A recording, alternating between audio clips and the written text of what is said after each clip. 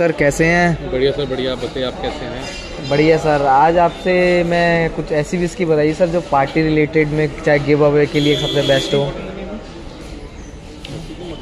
Sir सबसे best रहेगी जो सबसे फास्ट मूविंग हमारी है गोल्ड लेवल।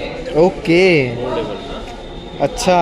जो ये 15 मॉल्ट से बनी है, जिसमें 7 जो है मॉल्ट वो स्पेस साइड के हैं। ओके, जिसकी वजह से इसके नोट में टेस्ट में जो आता है हमारा रिच टेस्ट आता है, लिटिल बिट स्पाइसी आता है और थोड़ी सी स्वीटनेस आती है इसमें। क्या बात है सर, क्या बात है। फास्ट मूविंग है गोल्ड लेवल, मतलब फ्लेवर का पूरा ब्लास्ट है पूरा ये। ब्लास्ट है, पूरा ब्लास्ट। ठीक है सर, एक बार बोतल भी ओपन करके दिखा दीजिए प्लीज़।